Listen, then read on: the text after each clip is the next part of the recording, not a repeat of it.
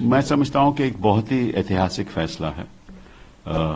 आपको याद होगा कि जब ये संशोधन लाया गया था, रिप्रेजेंटेशन ऑफ पीपल एक्ट में संशोधन लाया गया था और इनकम टैक्स एक्ट में संशोधन लाया गया था, कंपनीज एक्ट में संशोधन लाया गया था।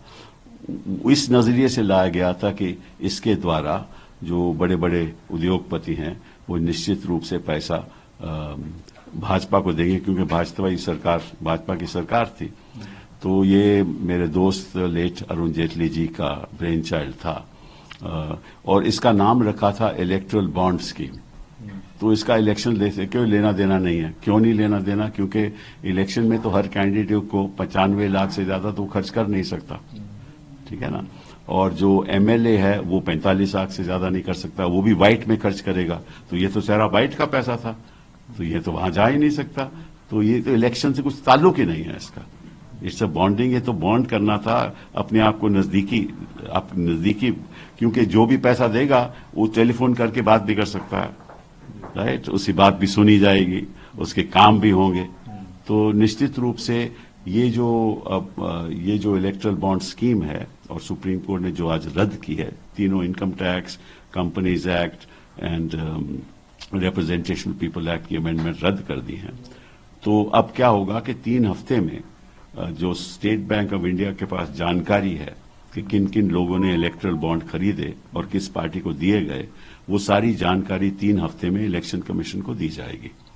और एक हफ्ते के बाद उसके 1 हफ्ते के बाद ये इलेक्शन कमीशन अपनी वेबसाइट पे उसको रखेगी, ताकि जनता को, आम सिटीजन्स को पता चल जाए किसने कितना पैसा दिया। साथ में एक और भी अभियान शुरू हो जाएगा कि किसने कितना पैसा दिया और किसको कितना फायदा हुआ, ये भी साफ जाहिर हो जाएगा। क्योंकि जिन लोगों ने पैसा दिया उनके प्रति सरकार ने फायदा भी दिया होता है। ऐसा तो है नहीं कि पैसा लेकर कोई फायदा नहीं करता। तो यही सुप्रीम कोर्ट ने भी कहा है कि इसके पीछे तो क्विड प्रो क्वो हो सकता है। सुप्रीम कोर्ट ये नहीं कहा कि है, हो सकता है, और वो पता चल जाएगा।